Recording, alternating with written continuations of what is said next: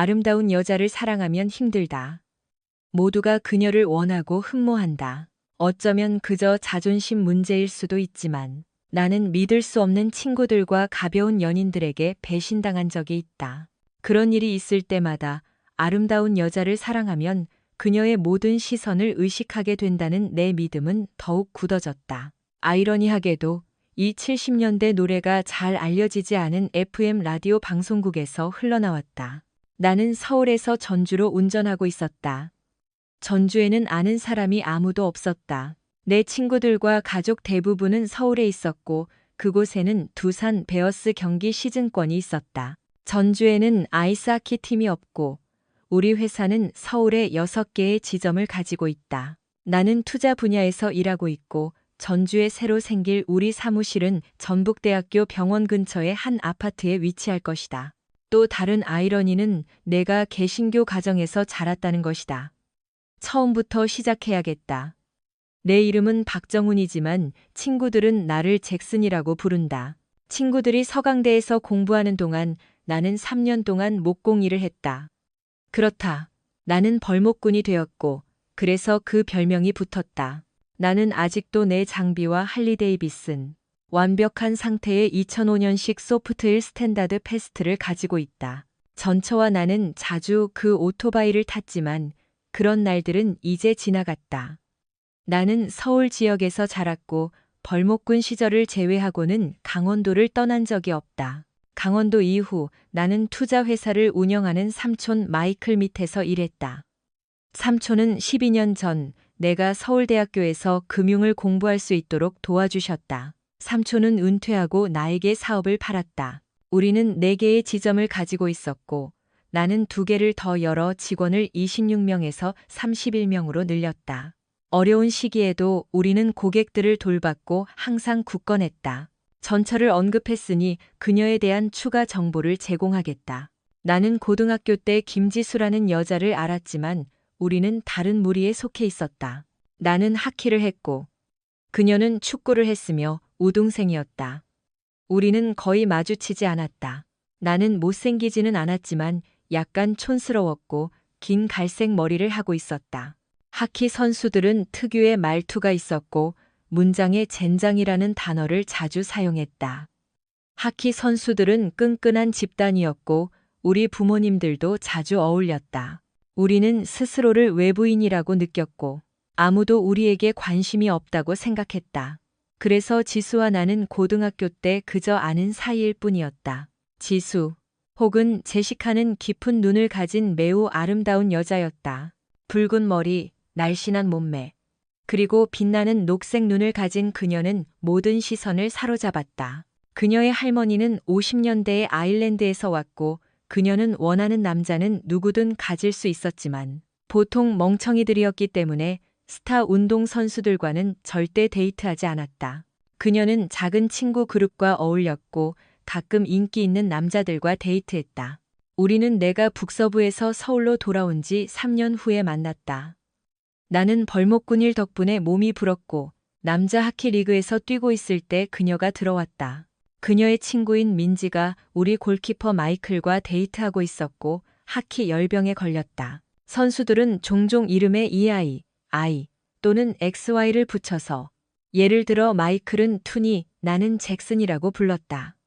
관중석 좀 봐, 저거 김지수 아니야? 비머가 가리켰다. 그런 것 같네, 내가 대답했다. 나는 그녀가 아이스링크 근처에 있다는 것을 믿을 수 없었다. 그녀는 툰의 여자친구인 민지와 함께 있었고 아마 그녀가 데려왔을 것이다. 전형적인 한국 남자애처럼. 나는 경기 중에 그녀의 주의를 끌려고 노력했고 2골과 1번의 어시스트를 기록했다.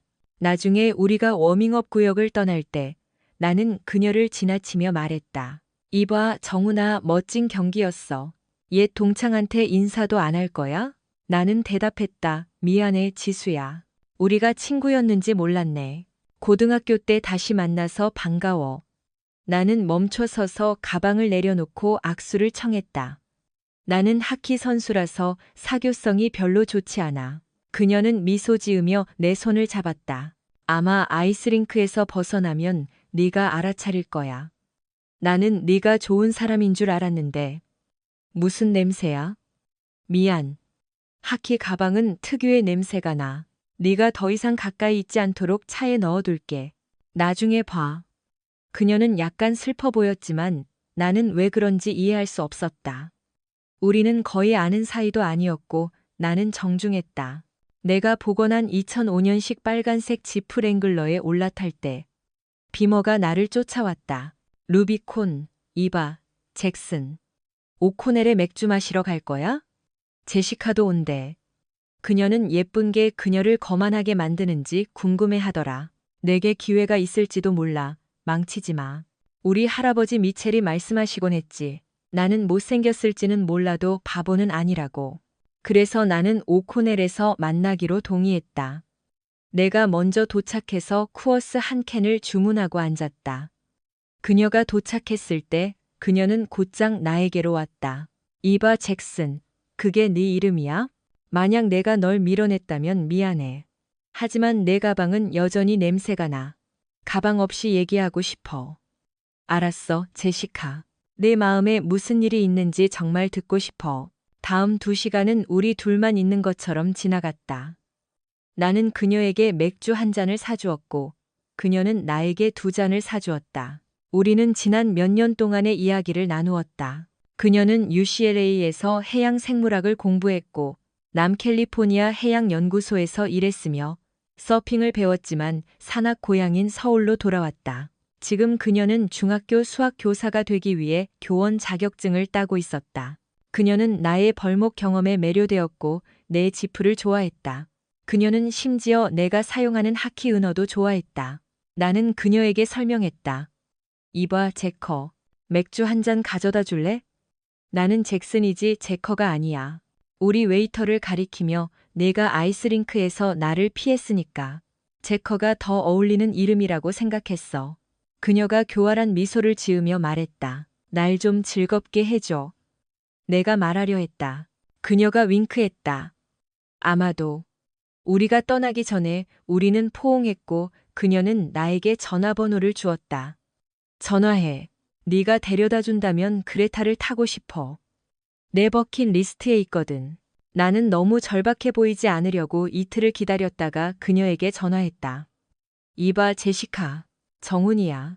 이번 토요일에 나랑 같이 탈래? 리드빌에서 음악 축제가 있어.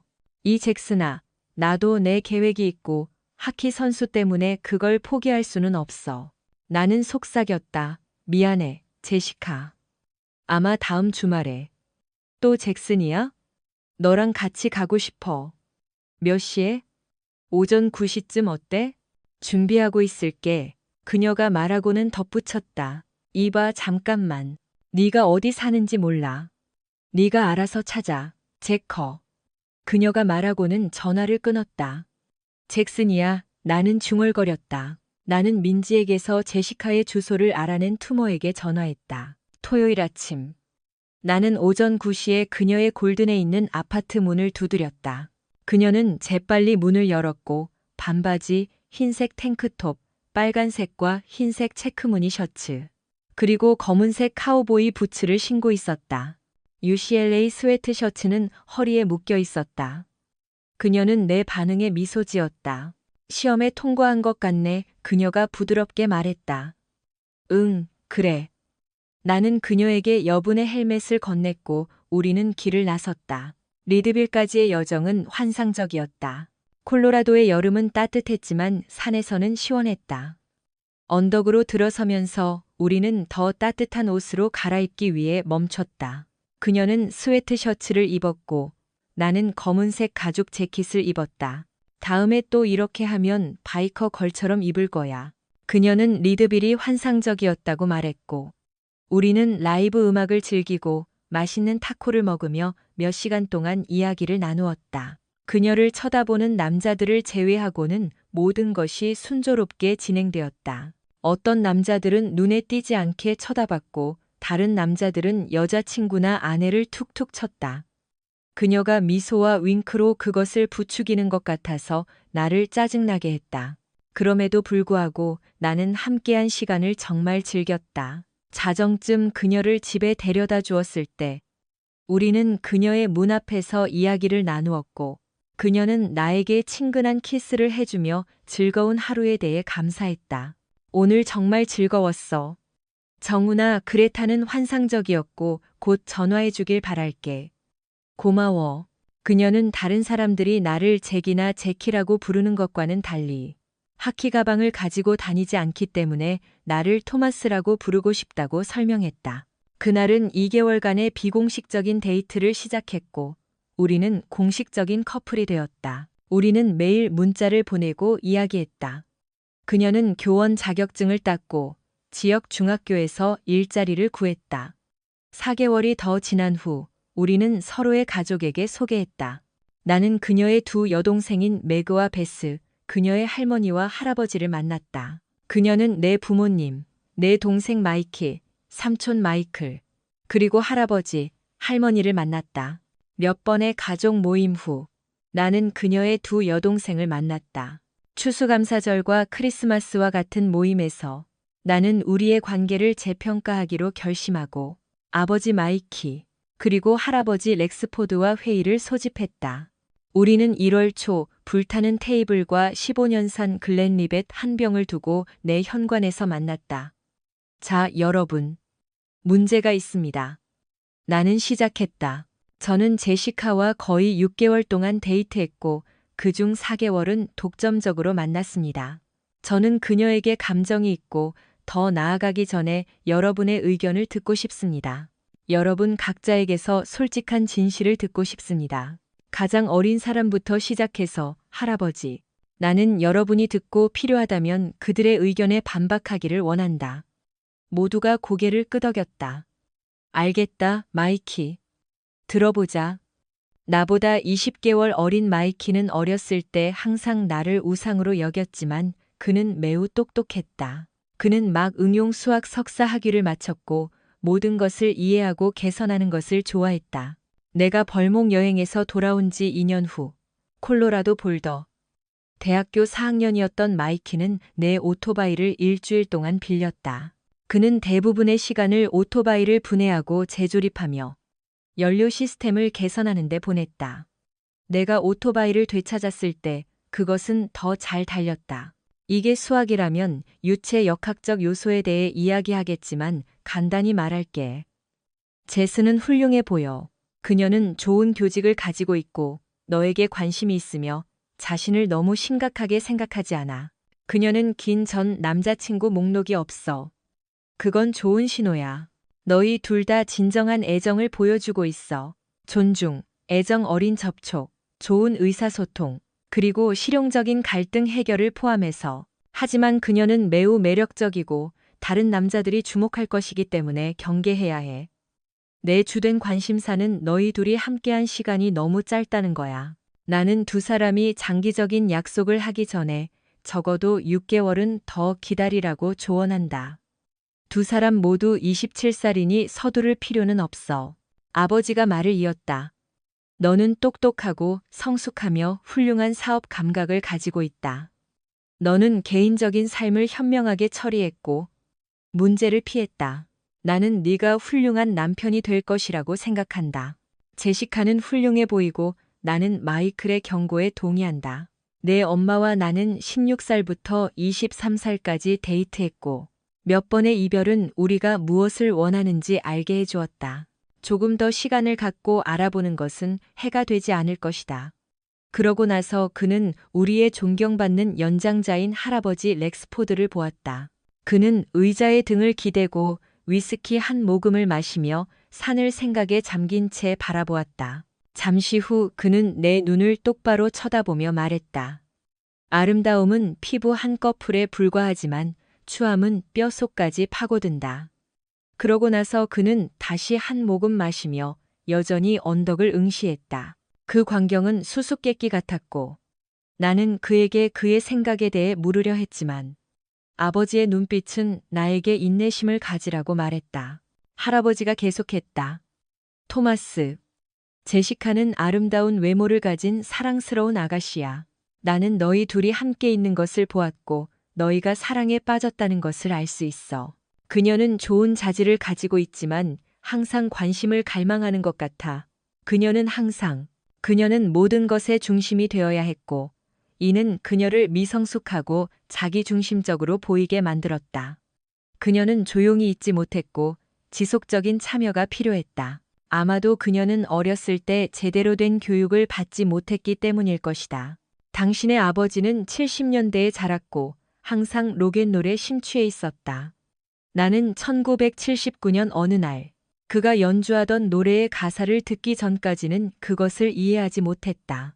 그것은 밥시거였고 노래는 헐리우드 나이트였다. 아버지는 밥시거의 말을 끊었다. 아빠, 헐리우드 나이트요? 그래, 그 노래는 미인 대회 여왕과의 실연으로 상심한 젊은 남자에 대한 이야기야.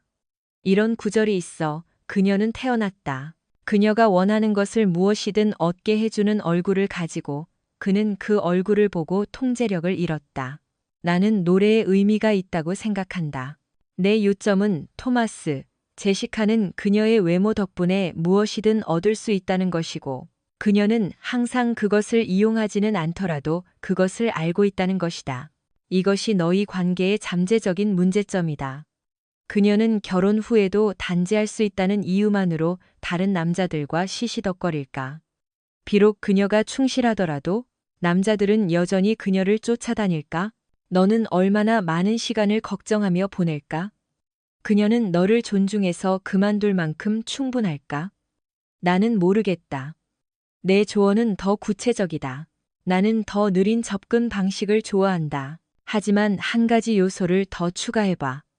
삼촌에게 6개월 휴가를 요청하고 오리건으로 돌아가 목재 일을 해.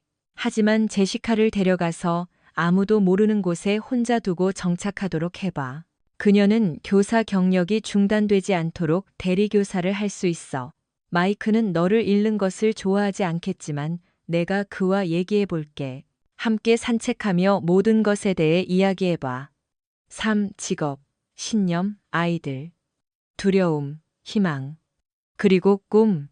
너희 둘이 충분히 공통점이 있는지 봐. 만약 그녀가 거절하면 그건 네가 속도를 늦춰야 한다는 신호야. 만약 그녀가 약간의 불안감에도 불구하고 동의하면 너는 좋은 기반을 가진 거야. 내 아버지와 마이키는 오라. 그녀는 딱 맞는 사람이야. 그녀는 누구든 무엇이든 가질 수 있는 그런 여자야. 그러니 지금 당장 그걸 해결해. 만약 그녀가 속이 썩었다면 5년 후에 아이들이 재앙을 겪을 때보다 지금 아는 게 더 나아. 나를 사랑하는 3명의 현명한 남자들에게서 받은 훌륭한 조언이었다. 우리는 저녁 남은 시간을 AVS가 밴쿠버를 박살내는 것을 보며 보냈고 가끔 제시카에 대해 토론했다. 나는 신중하게 생각하고 타협하기로 결정했다. 나는 북서부로 돌아가고 싶지 않았지만 그녀와 단둘이 더 많은 시간이 필요했다.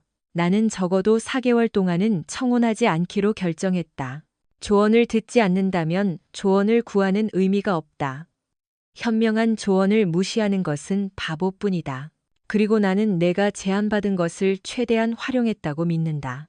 2주 후 나는 제시카를 골든에 있는 우리가 가장 좋아하는 지역 술집에 데려가 버거와 맥주를 마셨다. 편안한 곳이었고 내 하키 친구이자 주인인 리치는 우리가 프라이버시를 가질 수 있도록 뒤쪽에 자리를 마련해 주었다.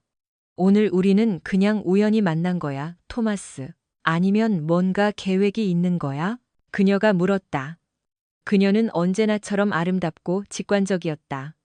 나는 말했다. 중간 정도.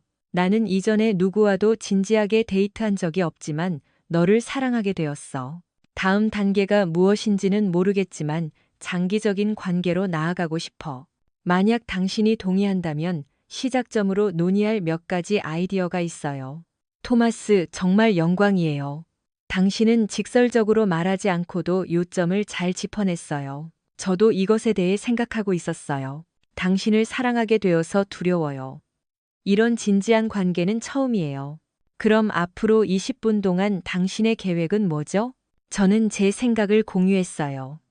적어도 4개월 동안은 독점적으로 만나고 더 많은 주말을 함께 보내고 중요한 주제에 대해 이야기할 시간을 일주일에 적어도 2번 저녁에 갖는 거예요. 우리가 존경하는 나이 든 커플들을 초대해서 조언을 구하자고 제안했어요. 우리가 모든 면에서 잘 맞는지 확인하기 위해 그녀는 마지막 부분에 대해 나를 놀렸고 나도 농담으로 받아쳤고 팔을 가볍게 한 대 맞았다. 갈래, 잘생긴 남자? 그녀가 물었다. 그녀의 날카로운 녹색 눈이 나를 쳐다보았다. 나는 내 의견에 동의하고 너에게 한두 가지 가르쳐 줄 수 있어. 그녀가 희죽 웃으며 말했다. 계산할게. 그리고 지금 당장 수업을 시작하자. 내가 제안했다. 아니면 첫 번째 수업을 바로 여기서 시작할까? 그녀가 말했다. 맥주를 다 마신 후 우리는 그레타를 타고 내 아파트로 돌아왔다. 내가 문을 열 때 제시카가 속삭였다. 혼자 있으면 안 될 것 같아. 하키 선수와 함께라면 한순간에 이용당할 수도 있어. 나는 문을 열고 말했다. 절대 안 돼, 아가씨. 나는 그녀를 침실로 이끌었고 1시간 후 우리는 서로의 품에 안겨 잠이 들었다. 내 마지막 생각은 정말 좋았다는 것이었다. 우리 관계에 투자한 4개월은 거의 순조롭게 지나갔다. 내가 거의라고 말한 것은 내가 알아차렸어야 할 한 가지 결함이 있었기 때문이다. 약 3개월 후 우리는 라이브 밴드가 있는 지역 술집에 갔다. 우리는 몇 잔 마셨고 제시카는 나에게 춤을 가르쳐 주었다. 나는 몇 번 화장실에 가기 위해 남자 화장실에 들어갔을 때 우리는 즐거운 시간을 보내고 있었다. 몇 분 후 나는 돌아와서 제시카가 익숙하지만 친구는 아닌 한 남자와 이야기하고 있는 것을 보았다. 그는 너무 가까이 서 있었고 제시카는 거리를 두지 않았다. 친구의 경고를 기억하며 나는 침착함을 유지하고 그들을 관찰하면서 맥주를 더 주문했다. 제시카는 분명히 시시덕거리고 있었고 킥킥 웃으며 그의 팔을 만졌다. 그녀는 나를 전혀 기억하지 못하는 것 같았다. 제시카가 나를 보았을 때 그녀는 잠시 죄책감을 느끼는 듯 하더니 미소 지으며 말했다. 토마스 고등학교 때 웨인 기억나? 웨인은 희죽 웃으며 손을 내밀었다. 이봐, 토마스. 다시 만나서 반가워. 오랜만이네. 10년이 지났는데도 여전히 멋져 보여. 나는 악수를 하고 그에게 인사했다. 몇 가지가 눈에 띄었다. 그는 나를 잭슨이나 렉시가 아닌 토마스라고 불렀는데 이는 그가 내 하키 친구가 아니라는 것을 의미했다. 제시카는 자신이 선을 넘었다는 것을 알았고 이제 그녀가 어떻게 반응할지의 문제였다. 그녀는 첫 번째 기회를 놓쳤다. 웨인, 우리랑 같이 놀래? 누구랑 같이 왔어? 고마워. 아니, 그냥 친구들이랑. 아니, 옛 친구를 버릴 수는 없지. 네가 그런 줄은 몰랐어. 너한테 관심을 가져야 할 여자들이 많을 텐데. 제시카가 말했다. 그녀는 나나 나에게 감사하는 말 한마디 없이 웨인과 계속 이야기했다. 맥주를 가지러 나랑 춤 한번 출래? 그녀가 웨인에게 제안했다. 세 번째였다. 그녀는 내가 괜찮은지 묻지도 않았고 웨인을 댄스 플로어로 이끌 때까지 나를 쳐다보지도 않았다. 잠깐만 갔다 올게. 내가 없는 동안 시시덕거리지 마. 웨인은 불안해 보였다. 그는 나보다 키가 컸지만 한 번도 싸워본 적 없는 잘생긴 부잣집 도련님처럼 보였다. 나는 고등학교 때 오리건에서 몇 번 싸운 적이 있었다. 사실 벌목업계에서 일한 첫 주에 시골 촌놈에게 무례하게 굴었다가 뒤통수를 맞았다. 그가 나를 때렸지만 나중에 우리는 악수했고 그가 나를 일으켜 세워주었다. 그때부터 나는 화를 다스리는 법을 배웠다. 웨이는 우리와 같은 학교를 다니지 않았지만 내 눈빛으로 나를 알았다. 내가 제시카랑 춤춰도 괜찮을까? 그가 물었다. 물론이지. 제시카가 나 대신 대답했고 나에게 반대할 기회를 주지 않았다. 야구에는 네 번째 스트라이크는 없어. 웨이는 적어도 물어보려고 노력함으로써 펀치를 피했고 남자의 불문율을 존중했다. 그러나 제시카는 그들이 돌아왔을 때 냉혹한 현실에 직면했다. 나는 사라졌다. 나는 화를 식히기 위해 그레타를 타고 멋진 달밤 드라이브를 했다. 제시카와 나는 동거하지 않았다. 전화해. 약간 구식인 관점이지만 나는 남자가 여자에게 반지 없이 동거하자고 묻는 것은 무례하다고 믿는다. 그것은 나쁜 놈들이 이용하고 떠나기 너무 쉽게 만든다. 집까지는 20분이 걸렸고 제시카가 전화를 걸기 시작하기까지 20분이 더 지났다. 토마스, 어디야? 집에 없네. 왜 나를 데리러 오지 않고 떠났어? 웨인이랑 즐거워 보였는데. 당장 돌아와서 나 데리러 와, 이 멍청아. 나를 창피하게 만들었어. 잘 자, 제시카. 네가 집에 갈 수 있을 거라고 확신해. 그녀는 내가 말을 꺼내기도 전에 다시 전화했다. 나는 전화를 껐지만 무시했다. 내일 아침에 닥칠 폭풍 전에 푹 자고 싶었다. 오전 7시 30분, 두 번째 커피를 마시고 있을 때 제시카가 불타는 녹색 눈으로 뛰어들어왔다. 우리는 동거하지 않았지만 그녀는 열쇠를 가지고 있었다. 이 빌어먹을 토마스. 어떻게 감히 나를 버리고 갈 수 있어? 상처받았다고 도망갈 만큼 약해? 내가 여기 머물기를 원한다면 지금 당장 설명해. 그녀의 콧구멍이 벌렁거렸고 얼굴은 분노로 붉어졌다. 내가 벌목꾼이 아니었다면 아마 무서웠을 거야. 원해. 앉아서 커피 한 잔 할래, 제시카. 아니야, 됐어. 너 같은 애랑 커피 마시고 싶지 않아. 나는 차분한 목소리를 유지했다. 그게 그녀를 더 화나게 할 수도 있었지만 나는 화난 아일랜드 여자와 다툴 생각은 없었다. 알았어, 내 마음대로 해. 명확히 해둘게, 제시카. 나는 너를 깊이 사랑하고 우리가 함께하기를 원하지만 무례함은 용납하지 않을 거야. 어젯밤 내가 한 짓은 용서할 수 없어. 우리는 그냥 데이트하는 게 아니야. 우리는 약속했어. 우리는 의도적으로 우리 관계를 깊게 하기로 동의했어. 웨이는 내 개인 공간을 침범했고 너는 그걸 내버려 뒀어. 그는 우리 테이블에 환영받는지 묻지도 않았고 내 의견도 묻지 않고 그를 초대했어. 그와 시시덕거리고 다른 여자들이 그를 주목해야 한다고 말하고 나를 쳐다보지도 않고 춤을 추자고 했어. 심지어 웨이는 괜찮은지 물어보려고 노력했지만 넌 내가 대답할 기회를 주지 않았어. 그게 존중이야? 그게 나에 대한 내 사랑을 어떻게 보여주는 거야? 네가 받는 관심을 즐기는 건 괜찮아. 하지만 나를 동등하지 않은 사람처럼 대하고 모든 결정을 내릴 권리가 있는 것처럼 행동하는 것은 용납할 수 없어. 설명도 없이 떠난 건 내 잘못이지만 더 이상은 안 할 거야. 우리는 더 이상 너를 위해 경쟁하지 않아. 그 단계는 끝났어. 너는 내 여자고 내가 너에게서 사랑과 존중, 명예를 기대하는 것처럼 너도 나에게서 똑같은 것을 기대해야 해. 만약 네가 그렇게 생각하지 않는다면 알려줘. 마음 아프겠지만 나는 네 선택을 존중하고 앞으로 나아갈 거야. 하지만 만약 내가 나를 사랑하고 계속하고 싶다면 너는 나를 존중하고 소중히 여겨야 해. 만약 상황이 반대였고 한 여자가 내 앞에서 나를 희롱했다면 내가 너를 무시하고 묻지도 않고 그녀와 춤을 춘다면 기분이 어땠을까? 제시카가 그를 쳐다보는 동안 잠시 침묵이 흘렀고 그는 그녀가 떠날지도 모른다고 생각했다. 그러자 눈물이 솟구쳤고 그녀의 입술이 떨렸고 갑자기 그녀는 흐느끼며 내 품에 안겼다. 나는 그녀가 숨을 고를 때까지 그녀를 안아주었다. 미안해, 토마스. 내가 그렇게 끔찍하게 행동했는지 몰랐어. 너를 그렇게 함부로 대했다는 걸 믿을 수가 없어. 나는 너를 사랑하고 너와 함께하고 싶어. 제발 용서해줘. 그녀는 다시 울기 시작했다. 나는 그녀를 잠시 더 안아주다가 그녀의 눈을 보기 위해 부드럽게 밀어냈다. 그녀는 진심이었다.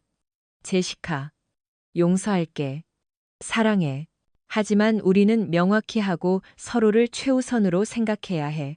항상 너를 희롱하는 남자들이 있을 거라는 건 알지만 서로에게 무례해서는 안 돼. 알아, 토마스. 맞아. 그녀는 소매로 얼굴을 닦았다. 나 정말 엉망으로 보이겠네. 얼굴 좀 씻을게. 그러고 나서 커피 마시면서 우리 사랑을 키우는 것에 대해 얘기하자. 5개월 후, 우리는 브레켈리지 근처의 아름다운 토요일 아침에 결혼했다. 맑은 하늘과 섭씨 15, 16도 정도의 기온으로 멋진 5월 말이었다. 내 학기 친구들이 시끄럽게 축하해 주었음에도 불구하고 예식은 가족과 친구들에게 둘러싸여 잘 진행되었다. 우리는 다른 모든 사람을 버리고 부부로서 함께 살 것을 맹세했다. 우리는 오후 6시까지 하루를 만끽하고 신혼여행을 떠났다. 그레타는 우리를 공항으로 데려다 주었고, 우리는 카보로 날아갔다. 9일간의 멋진 시간을 보낸 후, 우리는 초여름에 덴버로 돌아왔다. 지난 몇 달 동안 제시카와 나는 많은 대화와 긴 산책을 하며 중요한 문제들을 논의했다. 우리는 심지어 심리학자를 만나 가족 상황, 기대, 그리고 의사소통에 대해 논의했다. 나는 내가 가장 사랑하는 새 남자의 조언을 따랐고, 나를 진정으로 사랑하는 여자와 함께 인생의 여정을 시작했다고 느꼈다. 그 기분은 어땠을까? 제시카와 이혼한 지 불과 4년 반 만에 나는 다시 독신이 되어 고속도로를 운전하고 있었다. 나는 제시카가 제시한 모든 조언을 따랐다고 생각했다. 우리는 결혼 전후로 수많은 감정적, 심리적, 관계적 문제들을 함께 겪었다. 나는 우리가 서로를 사랑하고 돌보고 존중하기로 정직하고 헌신적이었다고 믿었지만, 다른 사람이 마음속으로 같은 약속을 하지 않는다면 아무 의미가 없었다. 제시카는 이 단어들에 대해 다른 정의를 가지고 있었고, 그녀는 결코 나와 공유하지 않았다. 그녀의 삶에는 패턴이 있었다. 바꿀 수 없거나 바꾸고 싶지 않았고, 그것은 우리를 커플로서 위험에 빠뜨렸다. 할아버지 렉스포드는 옳았다. 제시카는 겉으로는 아름다웠지만 그녀의 내면의 추함은 깊었다. 1년 전, 제시카는 지역 고등학교에서 10학년을 위한 대수 아이 삼각법을 가르치게 되었다는 소식을 들었다. 2명의 나이 많은 교사가 은퇴할 예정이었고, 제시카는 학과장인 찰스 웰번 박사, 일명 사악한 척의 말에 따르면 AP 수학을 가르칠 예정이었다. 학년 초 2달 동안 제시카는 매일 밤 공유하는 것에 흥분했다. 제시카는 자신의 수업과 아이들에게 수학을 가르치는 즐거움에 대한 많은 이야기를 들려주었다. 그녀는 자신의 멘토인 웰본 박사를 칭찬했다. 나는 그에 대해 별 생각이 없었다. 그는 모두가 최선을 다하기를 바라는 친절한 사람처럼 보였다. 나는 더 조심했어야 했다. 웰본 박사는 제시카보다 15살 많았고 결혼했으며 10대 자녀 셋이 있었다.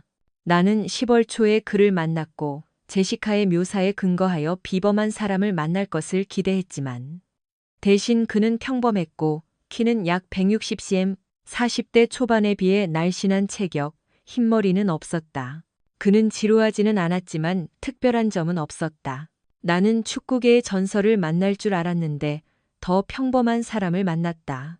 하키 팬이 아닌 사람들을 위해 설명을 생략하겠다. 베리 멜로즈는 1978년 드래프트에서 36순위로 지명되었고 약 300번의 프로 경기를 뛰었으며 나에게는 평범한 경력을 보냈다. 윌본 박사는 멜로즈와 같았다. 친절하지만 인상적이지는 않았다. 나는 제시카가 그에게 빠진 이유를 결코 이해하지 못했다. 나는 그녀가 그의 지원과 지도를 소중히 여긴다고 생각했고, 내가 판단할 권리가 어디 있겠는가? 나는 그가 얼마나 영감을 주는지 이야기할 때 정중하게 들었다. 그러고 나서 나는 우리 대화의 90%가 그녀의 직장에 관한 것이라는 것을 깨달았다. 그중 75%는 가정생활에 관한 것이었다. 내가 직장, 하키 또는 가족에 대해 이야기할 때 엄마는 몇 분 동안 듣다가 초보 남편으로서의 그녀의 세계로 넘어갔다. 나는 이것이 정상이라고 생각했고, 그녀가 직장이나 상사에 대해 이야기하는 것을 듣는 것은 괜찮았지만 그녀가 내 삶에 대해서도 물어봐 주기를 바랐다. 슬프게도 그녀는 거의 그러지 않았고 나는 너무 늦을 때까지 그것을 언급하지 않았다. 추수감사절 일주일 후 나는 엄마와 전화 통화를 하고 있었고 우리는 크리스마스 계획을 논의하고 있었는데 그녀가 갑자기 주제를 바꿨다. 토마스, 너랑 제시카는 어때? 네, 엄마. 정말요? 확실해? 토마스. 분명히 질문이 아니었다. 네, 그런 것 같아요. 엄마, 왜 물어보세요? 그녀는 잠시 멈췄다. 만약 엄마를 괴롭히는 것이 있다면 엄마에게 말해줘. 말해줘.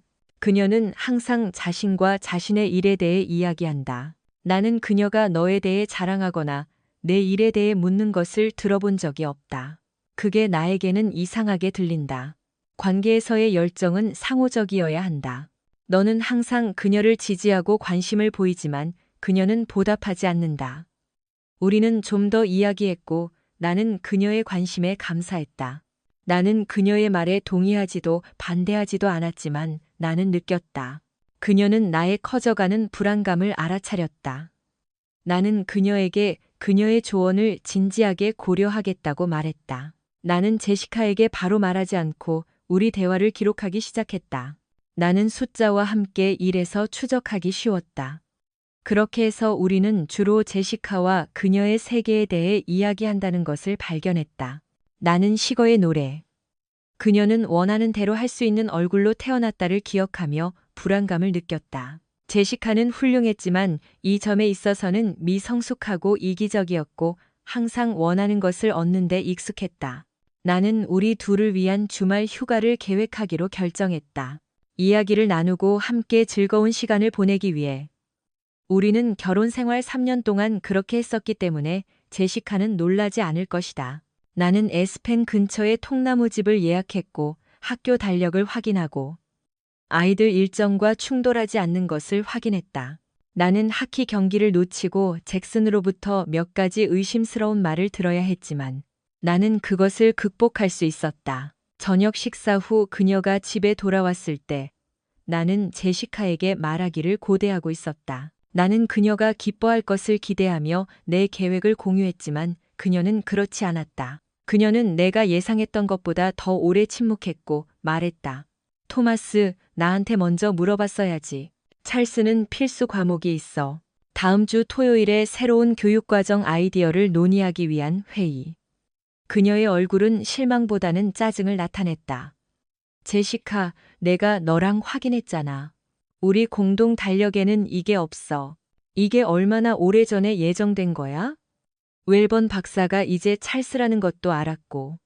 약 일주일 전쯤이었던 것 같아.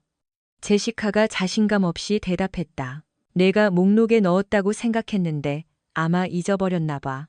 공동 달력은 그녀의 아이디어였기 때문에 이것은 처음 있는 일이었다. 나는 화가 났다. 젠장, 제시카. 너는 이미 너무 많은 시간을 일하고 있는데 이제 웰번은 내 주말까지 통제할 수 있다고 생각하는 거야. 그건 옳지 않아. 토마스 찰스는 학생들과 수학과를 위해 최선을 원해요. 그냥 토요일 하루뿐이에요. 다른 주말을 찾을 수 있어요. 그건 문제가 아니에요. 제시카가 짜증스럽게 대답했다. 우리는 이 달력을 몇 달 동안 사용해왔어. 내 아이디어였으니까. 내가 고객과의 저녁 식사를 달력에 적는 걸 잊었을 때 내가 얼마나 화냈는지 기억나? 네가 일정을 바꾸라고 요구했잖아. 나에게 공평한 것은 너에게도 공평한 거야. 젠장, 토마스. 너무 과민 반응이야. 일정을 바꿀 수 있어. 미안해, 제시카. 내 말이 맞아. 내가 비꼬는 투로 말했다. 내가 너를 그렇게 대한 것에 대해 용서해줘. 네가 나를 대한 방식 때문에 아내와 멋진 주말을 계획하고 싶었던 것에 대해 미안해. 찰리의 중요한 일정에 끼어든 것에 대해 미안해. 그녀는 화를 내며 대답하려 했지만 나는 떠나버렸고 그레타에 올라타 1시간 동안 화를 식히기 위해 말을 탔다. 그러고 나서 지역 술집에 들러 맥주 몇 잔을 마신 후에는 3시간이 되었다. 집에 돌아왔을 때 우리 사이는 얼음장 같았고 우리는 스쳐 지나가며 말을 하지 않았다. 나는 홈오피스에서 몇 시간 동안 일하다가 소파에서 잠이 들었다. 나는 일찍 일어나는 사람이었다. 예전에 힘든 노동 시절의 습관이었다. 일은 새벽 전에 시작되었다. 나는 5시 30분에 집을 나섰고 제시카는 보통 6시 15분에 일어났기 때문에 우리는 마주치지 않았다. 나는 통나무집 예약을 취소했고 보증금 $100를 잃었다. 큰 돈은 아니었지만 나를 슬프게 만들었다. 그러고 나서 나는 그녀의 달력에 교수진 회의와 1월의 수학 컨퍼런스, 그리고 친구들과의 저녁 약속 2개가 있는 것을 보았다. 나는 제시카에게 비꼬는 투의 문자를 보냈다. 퇴근 후 아이스링크, 7시에 경기 시작 그 후에 맥주. 11시쯤 집에 갈게. 불확실하면 달력 확인해. 달력은 2개월 동안 거기에 있었다. 아무런 응답도 없었고 다음 주 내내 우리는 거의 말을 하지 않았다. 각자 상대방이 사과하기를 기다렸다. 나는 그녀가 달력을 업데이트하지 않고 무관심한 것에 화가 났다. 아마도 그녀는 내가 돌아와서 애원하기를 기대했을 것이다. 우리 둘 다 실망했다. 다음 주 토요일. 제시카는 아침 식사 때 갑자기 나에게 키스했다. 토마스, 오늘 우리가 이야기하고 화해할 수 있었으면 좋겠어. 내 실망감은 이해하지만 우리가 모든 것을 해결할 수 있을 거라고 확신해. 그녀가 말하고는 윙크하며 사과하거나 자신의 잘못을 인정하지 않고 떠났다. 시거의 노래 가사가 내 머릿속에 울려 퍼졌다. 그녀가 원하는 대로 할 수 있는 얼굴. 나는 중얼거렸다. 나는 30분 동안 서성거리다가 오늘을 낭비하지 않기로 결심했다. 현관문이 몇 주 동안 삐걱거렸기 때문에 기름칠을 하기 위해 경첩에서 문을 떼어냈지만 기름이 다 떨어진 것을 발견했다. 나는 지프에 올라타 철물점으로 달려갔다. 미개 가게는 2차 세계대전 이후부터 있었고 90년 동안 가족이 소유해왔다. 현재는 믹 4세가 두 아들인 믹 5세와 에디와 함께 가게를 운영하고 있다. 나는 에디와 하키를 했었고 믹 5세는 제시카네 학교에서 수학을 가르쳤기 때문에 주말에만 일했다. 놀랍게도 내가 들어갔을 때 믹 5세는 한 고객이 제설기를 수리하는 것을 돕고 있었다. 내가 들어서면서 손을 흔들었고 내 놀란 표정이 그의 주의를 끌었는지 그는 몇 분 후 9번 통로에서 나를 찾았다. 이봐 잭슨, 목요일에 골 하나 넣고 어시스트 2개 했다고 들었어. 에디가 네가 나이 먹어도 잘한다고 하더라. 이봐 V. 응, 어젯밤에 좋은 경기였어. 이상한 표정 지어서 미안한데 오늘 웰본이 중학교 수학회의 있는 줄 알았어. 너 그만뒀어? 그가 당황한 듯 보였다. 아직 가르치고 있어. 하지만 웰본은 오늘 회의를 잡지 않았어. 그는 오만하지만 그렇게 멍청하지는 않아. 제시카가 우리 회의에 있다고 말했어? 나는 비밀을 지켰어. 나는 침착함을 유지하려고 노력했다. 내가 그녀가 떠날 때 제시카를 오해했음에 틀림없다고. 그러고 나서 다른 생각이 떠올랐다. 이봐, V. 수학과가 컨퍼런스에 참석하나? 그래, 다음 워크숍은 3월 말에 에스투스 공원에서 열려.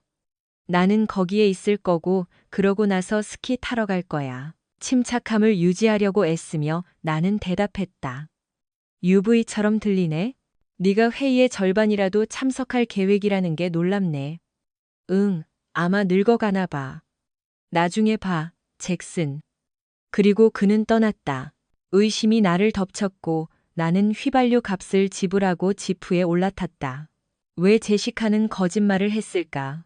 나는 학교를 2번 지나갔고 4대의 차를 모두 확인했다. 주차장은 텅 비어 있었고 차 불빛도 없었다. 내 머릿속이 빙빙 돌았다. 나는 그녀가 정확히 어디에 있고 무엇을 하고 있는지 알아야 했다. 나는 그냥 집에 앉아 기다릴 수 없었다. 나는 커피숍에 가서 한 잔을 사서 수첩을 들고 뒤쪽에 앉았다. 1시간 후 나는 계획을 세웠다. 내 보험 대리인인 팻쿡은 하키 팀에서 쿠키라는 별명으로 알려져 있었고 토요일 아침에 내 전화를 받고 놀랐다. 잭슨, 다리 부러졌어? 스케이팅 기술 향상시키려고 노력 중이야? 아직은 아니야, 쿠키. 몇 분만 시간 내줄래? 사무실에서 만날 수 있을까? 그는 내 목소리 톤으로 이것이 심각한 문제라는 것을 알았다. 15분 후 우리는 그의 회의실에 있었다. 보험 사기가 의심될 때 사설 탐정을 고용하나요? 물론이지. 근데 왜 필요한 거야, 쿠키? 이건 비밀이야, 맞지? 그가 모욕감을 느낀 듯 보였다. 미안, 정신이 없네. 제시카가 바람 피우는 것 같아서 알아봐야겠어. 도와줄 수 있어? 네가 틀렸으면 좋겠어. 난 남자친구가 없지만 최고의 탐정을 알고 있어. 그녀는 거의 보이지 않고 강철처럼 강하고 항상 결과를 얻어내. 너를 그녀에게 소개해 줄 수 있어. 그녀는 싸지는 않지만 최고야. 고마워, 쿠키. 그녀 이름은 엘라 콤튼이야. 사설 탐정의 일이 이상해서 나는 몰랐어. 몇 시간 후 그녀는 그날 오후에 나를 만나기로 동의했다. 나는 집에 가서 현관문을 고치고 샤워하고 아침을 먹고 일시에 그녀를 만났다. 나는 제시카에게 할 일이 있어서 3시까지는 집에 돌아올 것이라고 문자를 보냈다. 엘라는 키가 작았고 약 152cm이었지만 분명히 강인했다. 그녀는 정중하게 미소 지었지만 진지한 어조로 말했다. 나는 내 상황을 설명했다. 자세한 보고서를 원한다면 몇 주, 아마도 새해가 될 때까지 걸릴 겁니다. 그녀가 컨퍼런스에 대해 거짓말을 했다고 생각하기 때문에 비용을 지불해야 할 겁니다. 선금으로 $1,500가 필요하고 나머지는 나중에 청구할 겁니다. 나는 몇 가지 질문을 더했고 우리는 악수를 하고 헤어졌다. 나는 슬펐지만 체면을 유지해야 한다는 것을 알았고 비밀을 지키는 것이 진실로 가는 유일한 길이었다. 내가 들어섰을 때 제시카는 집에 있었고 부엌에서 흥얼거리고 있었다. 나는 그녀의 뺨에 키스하고 샤워해야 한다고 말했다. 나는 그날 밤 아비스 PRS 경기를 볼 티켓이 있었고 제시카는 거의 나와 함께 가지 않았다. 나는 마이키를 데려갈 것이었고 그녀는 기뻐했다. 내가 떠나기 전에 나는 처음으로 거짓말을 했다. 제시카, 이번 주말에 내가 과민 반응해서 미안해. 우리가 멀리 떠나고 싶었지만 너한테 그렇게 말해서는 안 됐어. 물론이지, 토마스. 내 좌절감은 이해해. 우리 곧 갈 거야. 우리 둘이서 끝까지 함께하는 거야. 나는 다음 6주 동안 직장, 집, 그리고 가족 앞에서 행복한 척해야 하는 시간이라고 생각했다. 크리스마스는 잔인했다. 제시카와 나는 선물을 교환하고 시댁에서 점심을 먹고 그녀의 가족 집에서 저녁을 먹었다. 새해 전야는 더 나빴다. 우리는 저녁 식사와 춤을 추고 호텔 방에서 잤다. 육체적으로 공허했다. 일요일. 우리는 렉스포드 할머니, 할아버지와 함께 부모님 집에서 저녁을 먹었고 우리는 포옹했다. 나는 할아버지에게 작별 키스를 했고 그는 조용히 나를 옆으로 끌어당겼다. 미안하다, 토마스. 정말 미안하다. 그가 속삭였다. 뭐가 미안하세요, 할아버지? 나는 당황하며 물었다. 미안하다, 내가 옳았어. 왜요? 그가 슬프게 웃었다. 그 추함에 대해 내가 옳았어. 그냥 우리 모두가 내 곁에 있다는 것만 알아도. 무슨 일이 있어도 나는 울고 싶었지만 그는 내 눈물을 보았다. 너는 이걸 이겨낼 거야, 토마스. 나중에 올 시간은 있을 거야. 지금은 네가 해야 할 일을 해. 우리 렉스포드가 항상 단결해서 서로를 돌볼 거야.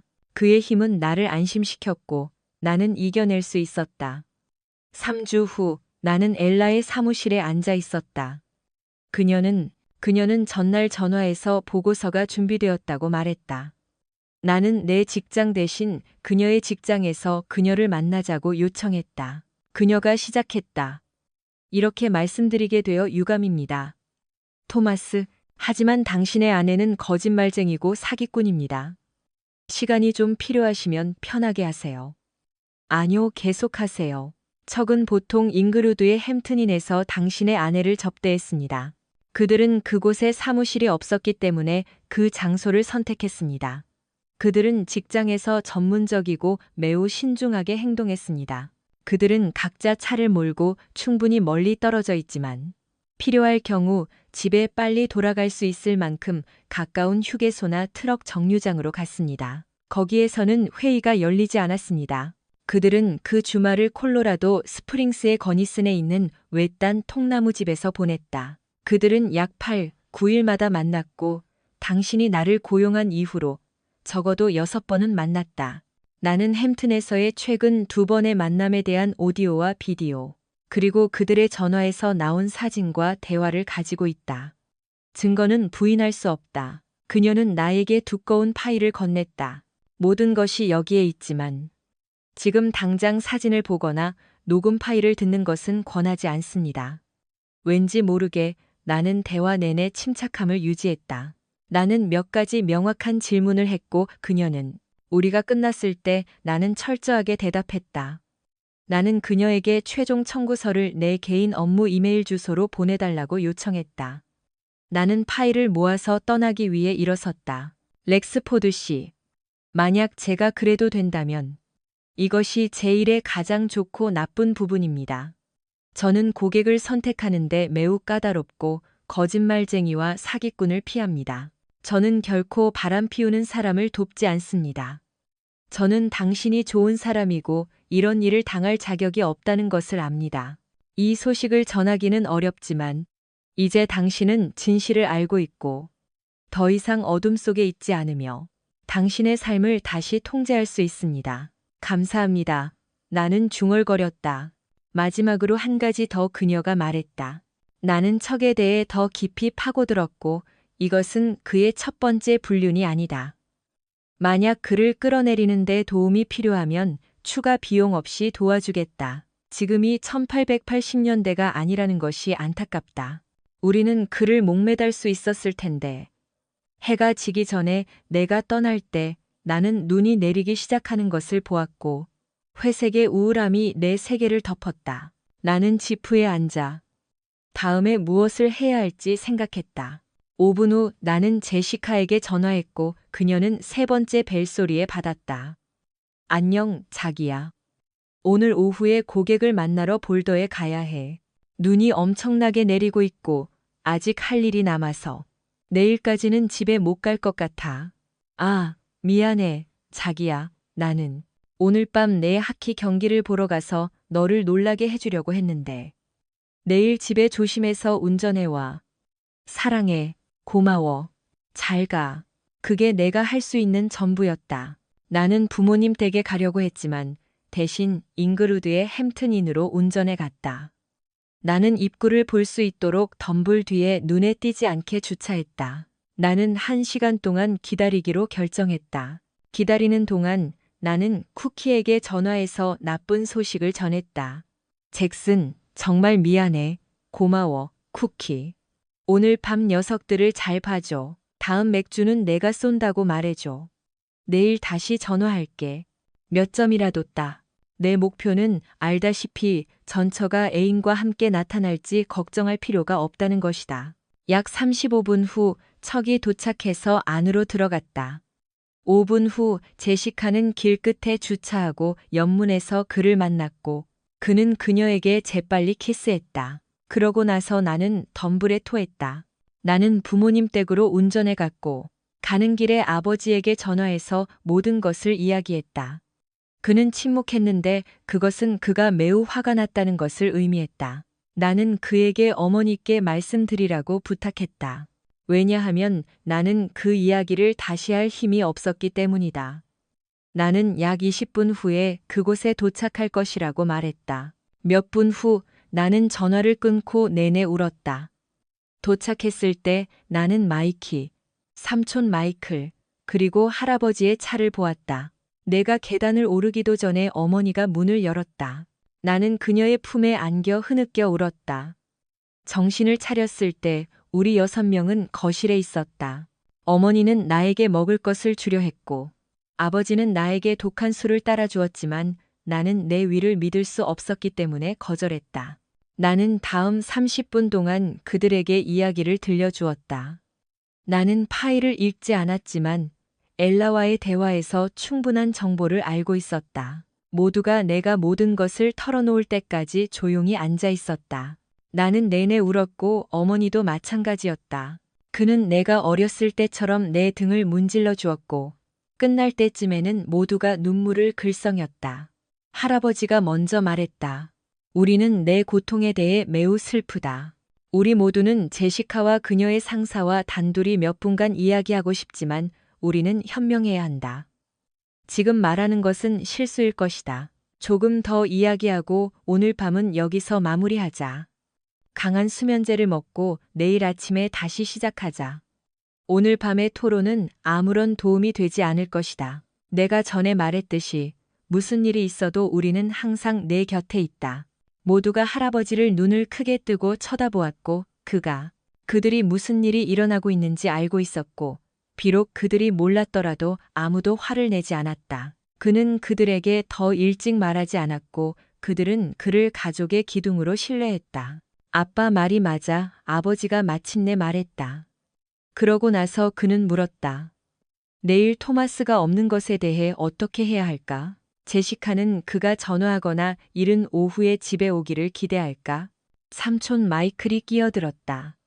내가 처리할 수 있어, 토마스가 말했다. 제시카는 바쁘고 볼더에 있어. 이 폭풍은 그에게 완벽한 변명거리를 제공해. 내가 내일 아침 제시카에게 전화해서 상황이 심각하고 토마스만이 해결할 수 있다고 설명할게. 그는 내일 그녀와 이야기해야 할 테지만 나는 그녀가 학교에 다니기 때문에 볼더에 가고 싶은 유혹을 받지 않을 것이라고 그녀에게 확신시킬 수 있어. 우리는 아버지와 어머니의 몇 가지 추가 사항과 함께 계획에 동의했다. 내 동생은 나를 꽉 껴안았고 눈물을 흘렸다. 삼촌 마이클도 나를 안아주었고 할아버지는 내 얼굴에 손을 얹었다. 너는 이걸 이겨낼 거야, 토마스.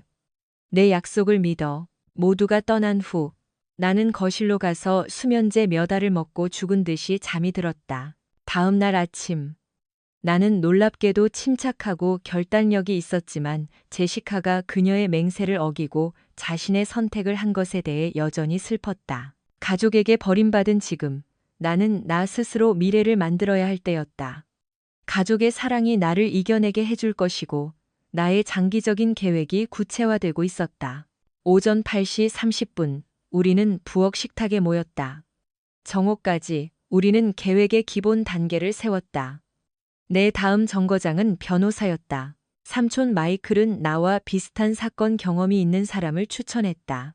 오후 1시 30분 정각 나는 비치 법률 사무소로 들어갔다. 나는 메러디스 비치 코크런과 함께 앉았는데 그녀는 40대 후반의 상냥한 여성으로 강철 같은 푸른 눈과 단단한 악수를 하고 있었다. 그녀는 가족법을 전문으로 했다. 그녀는 이혼 전문 변호사였고 바람피운 배우자를 대리한 적이 없었다. 그녀는 콜로라도 이혼법에 정통했다. 렉스포드 씨, 모든 것이 해결되면 무엇을 원하십니까? 아직 확실하지 않습니다. 그녀가 결혼 생활에 가져온 것 이상을 받기를 원하지는 않지만 그것이 비현실적이라는 것을 압니다. 우리의 혼전 계약은 불륜의 경우 내 가족 사업을 보호합니다. 내 평판이 깨끗해지기를 원하고 그녀의 불륜이 내가 소송을 제기한 이유라는 것을 모든 사람이 알기를 원합니다. 그의 이름이 공개되고 그가 해고되기를 바랍니다. 무엇보다도 나는 내 삶을 계속하고 싶습니다. 당신이 말하는 것 대부분은 이치에 맞습니다. 당신이 현실적인 생각을 가지고 있어서 기쁩니다. 당신의 변호사로서 제가 물어봐야겠네요. 그들을 해칠 생각은 없으시죠? 아니요, 부인. 하지만 제 하키 친구들 중 일부가 무슨 짓을 할지는 장담할 수 없습니다. 좋아요. 그녀가 음흉한 미소를 지으며 대답했다. 나는 놀란 표정으로 그녀를 쳐다보았다. 우리 형제들은 2000년대 초반에 덴버 대학교에서 뛰었습니다. 잭슨, 나는 은어를 압니다. 그녀가 윙크했다. 네, 비치 코크런 부인. 제가 딱 맞는 변호사를 찾은 것 같네요. 네, 렉스포드 씨. 원하시면 저를 맥주라고 불러주세요. 좋아요, 저는 잭슨입니다. 내가 떠나기 전에 우리는 3가지에 합의했다. 나는 그녀가 검토할 수 있도록 파일을 남겨둘 것이고, 그녀는 24시간 이내에 이혼 소송을 제기할 것이다. 몇 시간 후, 제시카는 금요일 방과 후 주차장에서 소환장을 받게 될 것이다.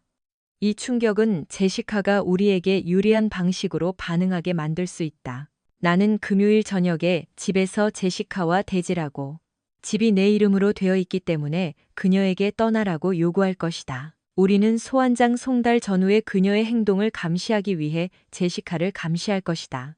청구서는 이미 약 $5에 달했고 이는 짜증나는 일이었다. 그녀는 침착함을 유지하고 가족의 지원을 받고 평소처럼 삶을 계속하라고 강조했다. 우리는 떠나기 전에 궁금한 점이 있으면 연락하기 위해 휴대폰 번호를 교환했다.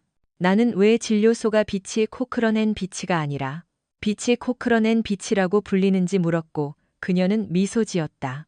나는 인내심이 있어요, 잭슨. 아버지는 3년 후에 은퇴하실 거고 그러면 내가 선임 파트너가 될 거예요. 그때는 비치 코크런 앤 비치가 될 거예요. 나는 그녀의 사무실을 떠나면서 제시카에게 문자를 보냈다. 일 다 끝났어. 집에 가는 중이야. 6시쯤 도착할 거야. 그녀는 보고 싶어. 라는 답장과 함께 혼란스러운 이모티콘을 보냈다. 나는 그 문자를 삭제했다. 나는 부모님 댁에 들러 상황을 업데이트했다. 마이키가 부모님과 함께 있었다. 나는 할아버지에게 전화해서 모든 것을 이야기했다. 말이 더 좋아졌네, 토마스. 네가 이겨내려고 노력하는 모습이 자랑스럽다. 나는 5시 30분에 일어나 집으로 향했다.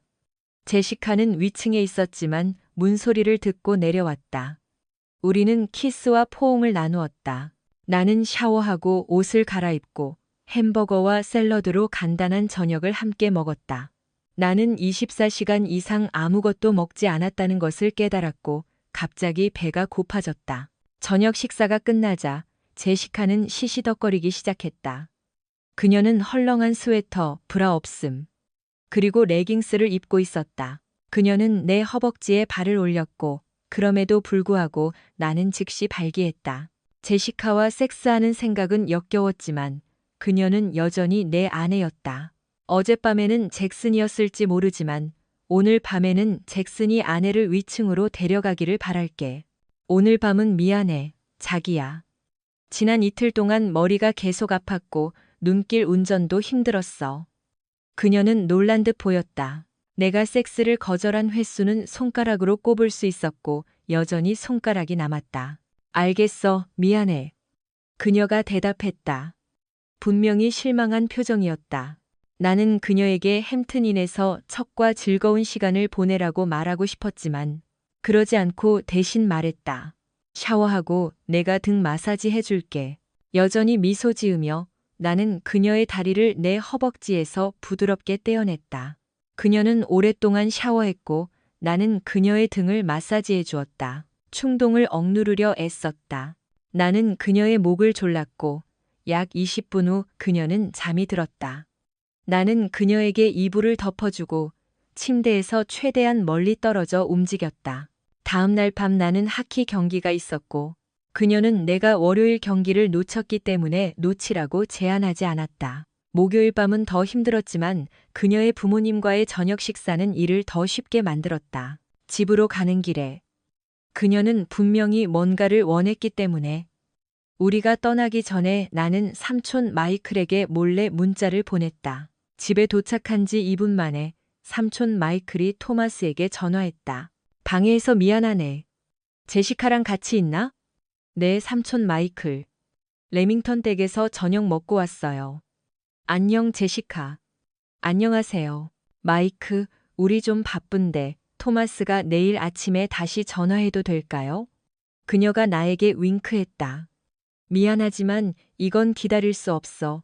토마스 잭슨의 투자 파일이 불완전해.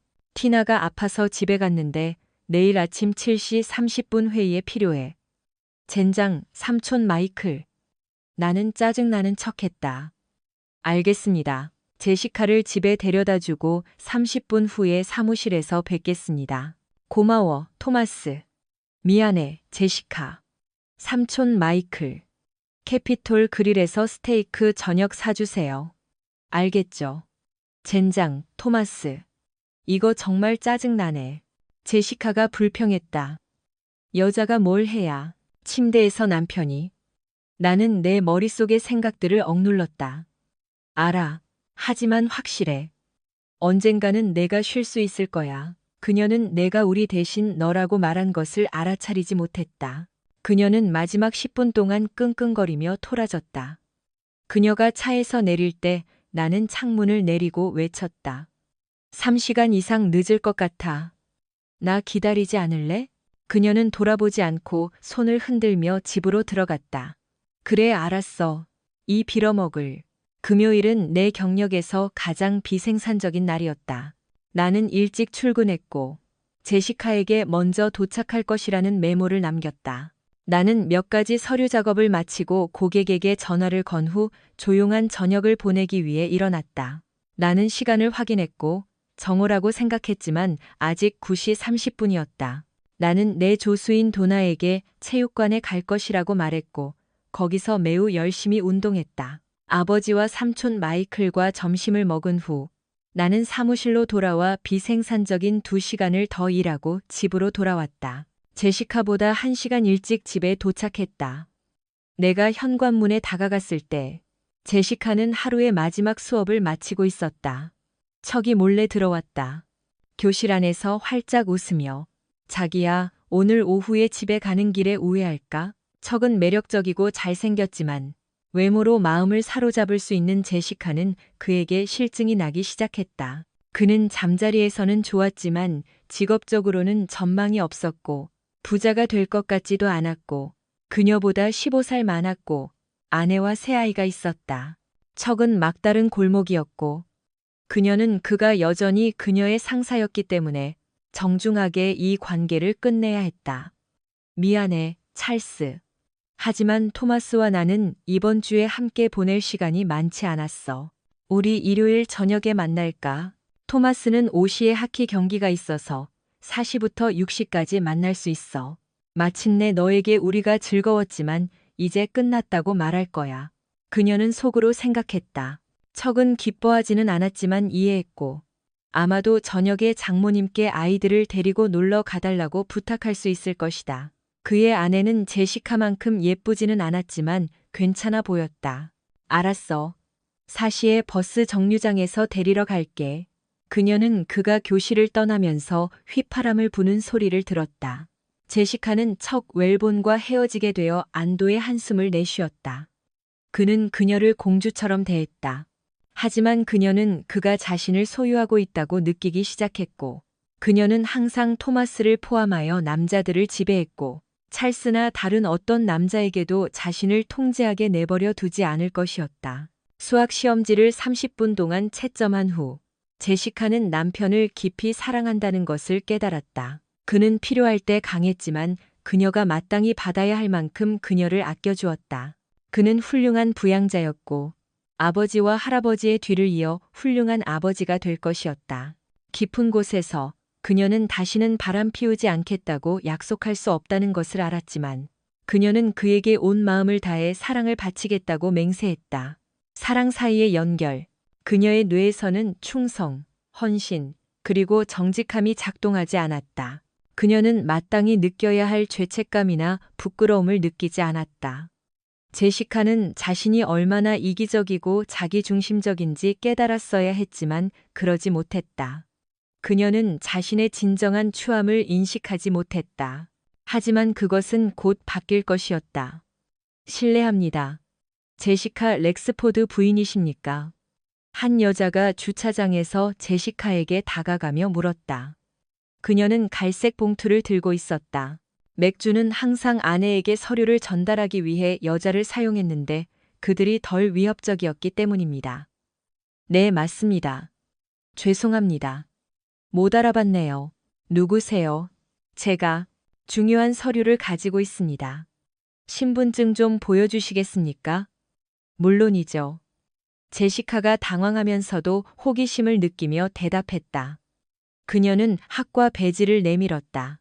감사합니다. 제시카 렉스포드 부인. 소환장이 송달되었습니다. 여자는 제시카에게 서류 뭉치를 건네주고 떠났다.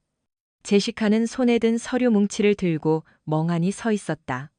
잠깐만요. 이해가 안 돼요. 이게 뭐죠? 제시카는 아무런 대답도 듣지 못했다. 서서히 현실이 다가오기 시작했다. 아니, 이럴 수는 없어. 그녀가 퐁소리를 내며 봉투를 찢었다. 맨 위 페이지에는 결혼 해소 청구서라고 적혀 있었다. 아니, 그럴 리가 없어. 그녀가 생각했다. 토마스, 그는 절대 그러지 않을 거야. 그는 나를 사랑해. 그는 찰스에 대해 알 리가 없어. 우리는 비밀을 지켰어. 그가 알 방법은 없어. 만약 알았다면 그는 나에게 대질했을 거야. 오, 세상에. 집에 가서 모든 것을 바로 잡아야 해. 그녀는 열쇠를 더듬거리다가 서류를 떨어뜨리고 울었다. 모든 것을 모은 후 그녀는 차문을 열고 시동을 걸었고 흐느끼며 두려움에 떨었다. 그녀는 진정하려고 노력했지만 실제 충격이나 스트레스 없이 살아왔기 때문에 당황했다. 그녀가 정신을 차리고 집으로 운전하기 시작하기까지는 몇 분이 걸렸다. 집으로 가는 길에 그녀는 히스테리, 분노, 그리고 눈물을 오갔고 다시 분노로 돌아왔다. 집에 도착하면 그녀는 토마스에게 자신의 생각을 말할 것이었다. 아무도, 특히 토마스 렉스포드는 그녀를 그렇게 함부로 대한 적이 없었다. 어떻게 감히 그녀의 직장에서 그런 짓을 할 수 있단 말인가? 다행히 대부분의 사람들이 이미 떠났지만 아직 몇몇 교사들이 학교에 남아 있었고 몇몇은 아마도 그 대립을 목격했을 것이다. 월요일이 되면 소문이 온 동네에 퍼질 것이다. 그녀는 자신이 스스로 고통을 자초했다는 생각은 결코 하지 않았다. 그녀의 불륜이 이 재앙의 원인이었다. 그녀가 버디에스대 차를 세웠을 때 그녀는 진정했고 침착함을 유지하기로 결심했다. 그녀는 토마스가 알아차렸다면 찰스와의 불륜에 대해 설명할 수 있다고 자신했다. 그녀는 찰스가 경력 발전을 위해 자신과 잠자리를 강요했다고 말할 계획이었다. 그녀는 다시는 바람 피우지 않겠다고 맹세했지만 토마스에게 고백하기에는 너무 두려웠다. 그의 분노와 그가 찰스에게 복수할 가능성이 두려웠다. 현관문을 통과할 때 그녀는 자신의 전략에 자신감을 가졌다. 내가 들어섰을 때 나는 이미 부엌 식탁에 또 다른 파일을 올려놓고 앉아 있었지만 제시카는 그것을 무시하고 계속했다. 그녀의 계획, 토마스, 내 사랑. 이건 분명 끔찍한 실수야. 왜 나랑 이혼하려는 거야? 우리는 사랑하잖아. 너는 내 소울메이트야. 뭐가 널 이렇게 만들었어? 나는 침착함을 유지했다. 제시카, 제발 앉아. 그녀는 앉았다. 제시카, 내 행동에 대해 몇 가지 걱정스러운 사실을 알게 되었어. 너에게 고백하고 진실을 말할 기회를 줄게. 중간에 끼어들지 않고 들을게. 만약 내가 솔직하게 설명한다면 나는 재고해 볼게. 제시카는 말을 끊으려 했지만 나는 손을 들었다. 하지만 제시카, 시작하기 전에 명확히 해둘게. 나는 우리 대화를 녹음할 거야. 나중에 오해가 생기지 않도록 내 전화기를 켜둘게. 완전히 솔직해질 기회는 한 번뿐이야. 만약 네가 거짓말을 하거나 내 행동을 왜곡하면 모든 것은 끝났고 나는 즉시 이혼 절차를 진행할 거야. 편하게 내 생각을 말해. 테이블 위에 파일을 무시하고 제시카가 시작했다. 이걸 기록하는 것이 불편하지만 토마스, 나는 너에게 진실을 말할게. 찰스 웰본이 나를 강간했어. 그는 자신의 권력 위치를 이용해서 나에게 자신을 강요했어.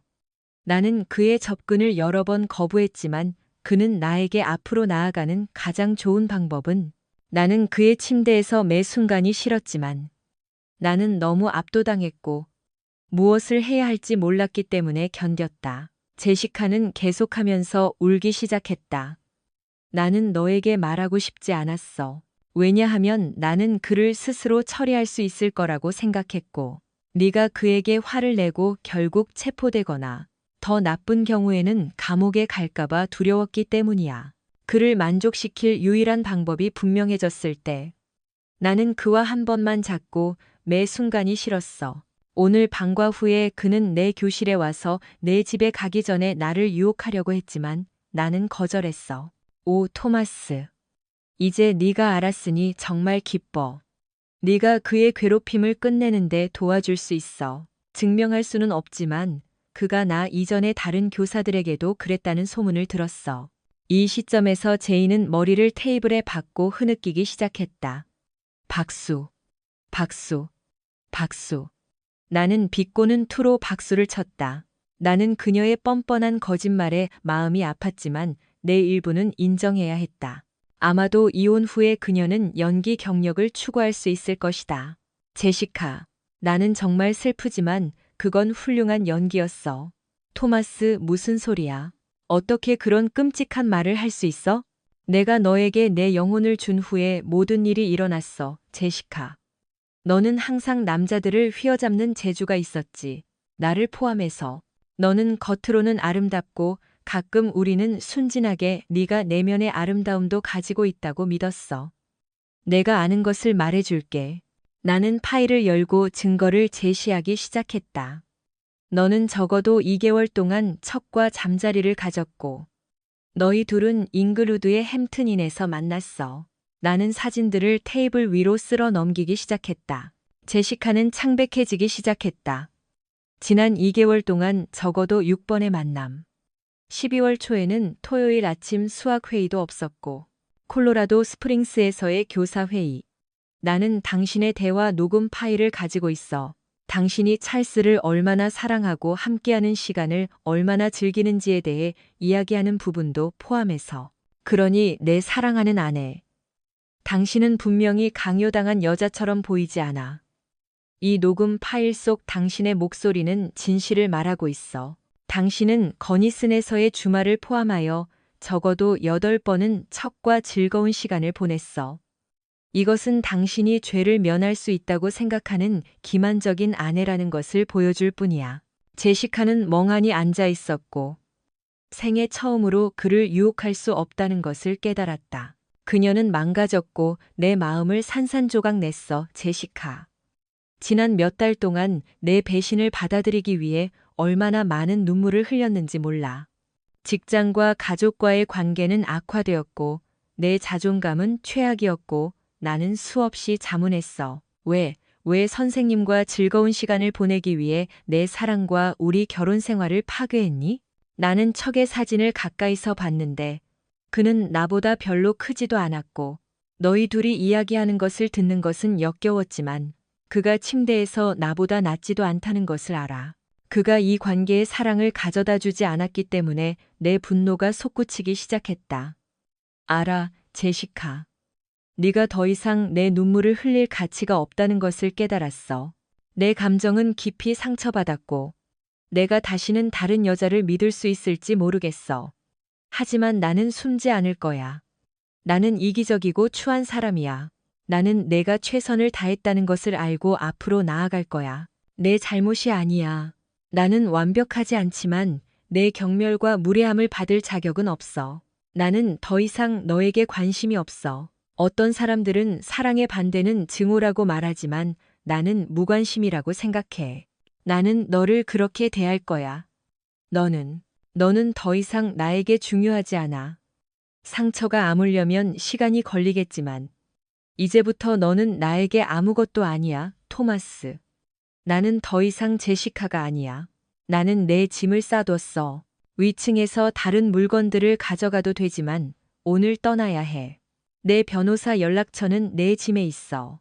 더 많은 물건을 가져가고 싶으면 그녀에게 알려줘. 내가 여기 없는지 확인할게. 우리 결혼 생활에 가져온 것은 모두 가져가. 내가 남겨둔 것은 버리거나 태울 거야. 하지만 토마스, 제발 용서해줘. 진실을 말하기가 두려웠어. 실수를 했지만 우리는 이걸 극복할 수 있어. 너와 함께 너만 함께하고 싶어. 제시카. 정말 두려웠어? 내가 널 언제 두렵게 했어? 나는 너한테 손을 대거나 소리친 적이 없어. 만약 네가 두려웠다면 그건 네가 모든 것을 가질 수 없다는 것을 알았기 때문이야. 토마스, 나는 패배한 여자처럼 떠나지 않을 거야. 너는 나를 집에서 쫓아낼 수 없어. 여기도 내 집이야. 그녀의 아일랜드 고집이 발동했고 그녀는 쉽게 포기하지 않을 것이었다. 제시카. 나는 차분하게 대답했다. 나는 우리가 결혼하기 전에 내 돈으로 이 집을 샀어. 내 이름으로 되어 있어. 우리는 아이가 없으니까 아이들을 돌보기 위해 집을 요구할 수 없어. 우리 집 매매 계약서에는 만약 내 불륜으로 인한 이혼, 내 외모는 보통 네가 원하는 것을 얻게 해주지만 계약서를 더 자세히 읽었어야지. 너는 바람 피우고 내 집을 차지할 수는 없어, 토마스. 나는 너에게서 아무것도 원하지 않아. 나는 우리가 함께 하기를 원해. 찰스는 나에게 아무 의미도 없어. 나는 일요일 오후에 그와 헤어질 생각이었어. 그녀는 그 말을 하자마자 자신이 잘못했다는 것을 알았다. 일요일 오후, 내가 하키 경기를 보고 있을 때, 설령 내가 너를 믿더라도, 그리고 나는 믿지 않아. 이미 너무 늦었어. 맹세해. 토마스. 나는 그에게 더 이상 관심이 없어. 어리석은 불륜이었어. 변명의 여지가 없어. 하지만 우리는 이것 때문에 우리 결혼 생활을 끝낼 수는 없어. 우리는 서로에게 운명이야. 그래, 제시카. 어리석고 이기적이고 잔인했지. 하지만 명확히 해두자. 나는 이 결혼 생활을 포기하는 게 아니야. 너는 내 불륜으로 그것을 파괴했어. 네가 직장 회의에 대해 거짓말했을 때 우리 사랑을 불태웠어. 만약 네가 그걸 이해하지 못한다면 나는 너를 안타깝게 생각해. 나는 단지 이 가짜 결혼 생활을 끝내는 것뿐이야. 그녀는 흐느끼기 시작했고 자신의 행동의 모든 결과를 깨달았다. 나는 그녀가 진정할 때까지 기다렸다. 어디로 갈 거야? 뭘 할 거야? 토마스, 그건 내가 결정할 일이야. 제시카, 우리 가족은 무슨 일이 있었는지 알고 있고 나를 지지하고 있어. 나는 몇 달 동안 내 가족에게 말하지 않았지만 내가 그들에게 거짓말을 한다면 말할 거야. 나는 척 레노프를 공격하지는 않겠지만 월요일까지는 내 교장 선생님이 알게 될 거야. 나는 학교를 고소하지는 않겠지만 내 불륜을 숨기지도 않을 거야. 척의 아내는 만약 그녀가 묻는다면 진실을 알게 될 거야. 그에게는 새 아이가 있어. 그들의 삶이 영향을 받을 것이고 그건 내 잘못이야. 나는 더 이상 너를 돌보고 싶지 않아. 자물쇠가 바뀌었어. 나는 내 돈에 손대지 않았어. 이혼 합의는 공정해. 내 변호사에게 연락해서 서류에 서명해. 지금 당장 내 짐을 싸서 내 집에서 나가. 제시카는 마침내 포기했고 그녀는 눈물을 닦았다. 위층으로 가서 몇 가지 물건을 가져오고 부엌을 통해 나갈게. 나는 조용히 앉아 있었고 지쳤지만 모든 것이 끝났다는 것에 안도했다. 미안해, 토마스. 그래, 제시카. 미안하지. 8개월 후 나는 이혼했고 전주로 향하고 있었다. 왜 도시를 떠났을까? 나는 집에서 벗어날 시간이 필요했다. 나는 내 가족을 사랑하고 그들도 나를 사랑하지만 나는 나만의 공간이 필요했다. 15년 전 오리건으로 갔을 때처럼 나는 사업을 시작하기 위해 2년을 보내고 그러고 나서 뉴멕시코 사무실을 운영할 사람을 고용하고 서울로 돌아올 것이다. 내 하키팀은 나를 그리워하겠지만 나는 새로운 모험이 필요했다. 내가 유일하게 계획한 여자는 나는 그레타와 함께 시간을 보냈다. 제시카에 대해서는 몇몇 하키 선수 아내들이 그녀를 즐거운 주말에 데려갔다고 들었지만 그들은 그녀가 옛 친구인 민지척 때문에 좋은 시간을 보내지 못했다는 것을 알게 되었다. 필딩 교장은 그의 삶을 비참하게 만들었고 그의 계약은 갱신되지 않았다. 그는 주를 떠났고 그의 아내는 이혼했고 그의 아이들은 그와 이야기하지 않았다. 떠나기 전에 그는 아파트 계단에서 넘어져 갈비뼈 3개, 이빨, 그리고 팔이 부러졌다.